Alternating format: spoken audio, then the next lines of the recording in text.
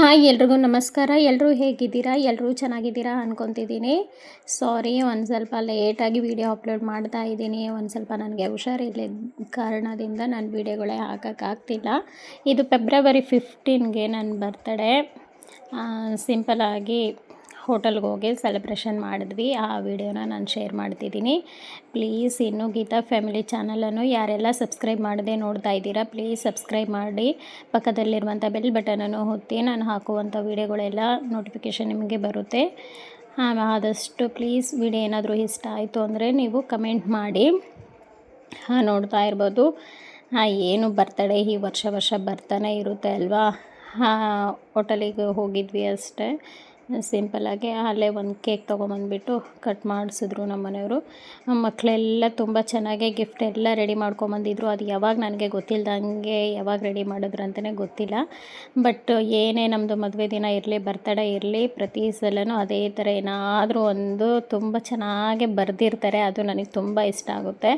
ಬರೆದ್ಬಿಟ್ಟು gift ಮಾಡ್ತಾ ಇರ್ತಾರೆ ಮಕ್ಕಳು. ಇಷ್ಟು ಚಿಕ್ಕ ವಯಸ್ಸಲ್ಲಿ ಇಷ್ಟೊಂದು ನಮಗೆ ಅಪ್ಪ ಅಮ್ಮಗೆಲ್ಲ ತುಂಬ ಪ್ರೀತಿಯಿಂದ ಅವ್ರು ಕೊಡುವಂಥದ್ದು ಎಷ್ಟು ಖುಷಿ ಕೊಡುತ್ತೆ ಅಲ್ವಾ. ಅದೇ ತುಂಬ ಖುಷಿ ಆಗುತ್ತೆ.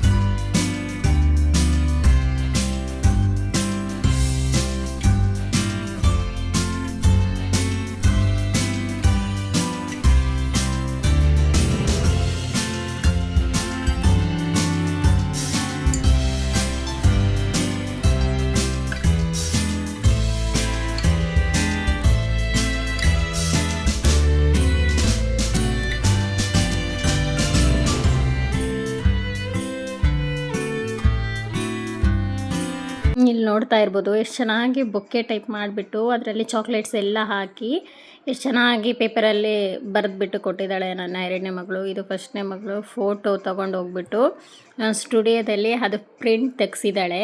ಪ್ರಿಂಟ್ ತೆಗ್ಸ್ಬಿಟ್ಟು ಫೋಟೋ ಫ್ರೇಮ್ ಥರ ಮಾಡಿಬಿಟ್ಟು ಅದರಲ್ಲಿ ಎಷ್ಟು ನೀಟಾಗಿ ಬರೆದ್ಬಿಟ್ಟು ಕೊಟ್ಟಿದ್ದಾಳೆ. ಎಷ್ಟೊಂದು ಐಡಿಯಾ ನೋಡಿ, ಎಷ್ಟೊಂದು ಪೇಷನ್ಸ್ ಇದನ್ನೆಲ್ಲ ಮಾಡೋದಕ್ಕೆ. ನಮಗೆ ಕೆಲವೊಂದು ಸರಿ ಮಾಡೋಕ್ಕಾಗೋದಿಲ್ಲ. ಎಷ್ಟು ನೀಟಾಗಿ ಎಷ್ಟು ಚೆನ್ನಾಗಿ ಮಾಡಿದ್ದಾಳೆ.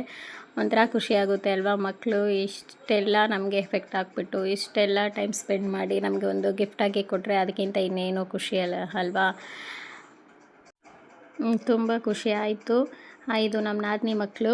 ಅವ್ರ ಕೈಯಿಂದ ಆಗಿದ್ದು ಏನೇನೋ ಬರೆದ್ಬಿಟ್ಟು ಆಮೇಲೆ ಒಂದು ಟಾಪ್ ತಗೊಬಂದಿದ್ಲು ನಮ್ಮ ಕೀರ್ತನ. ನೋಡ್ತಾ ಇರ್ಬೋದು, ಅವಳು ಏನೇನೋ ಬರೆದ್ಬಿಟ್ಟು ಟಾಪ್ ತೊಗೊಂಬಂದಿದ್ಲು. ಇವೆಲ್ಲರೂ ಗಿಫ್ಟ್ ಕೊಟ್ಟರು ಅಂತ ಹೇಳ್ಬಿಟ್ಟು ನಮ್ಮ ಸಾಕ್ಷಿ ಪಾಪು ನೋಡ್ರಿ ನನಗೆ ಹೇಗೆ ಕೇಕ್ ಕೊಡ್ತಾ ಇದ್ದಾಳೆ. ಕೊಟ್ಬಿಟ್ಟು ತಗೊತಾ ಇದ್ದಾಳೆ ಮತ್ತು ಕೊಡ್ತಾ ಇದ್ದಾಳೆ. ಅದು ಒಂಥರ ಕ್ಯೂಟಾಗಿ ಮಾಡ್ತಾಯಿದ್ಲು ನಮ್ಮ ಸಾಕ್ಷಿ ಗುಂಡು ಪಾಪು.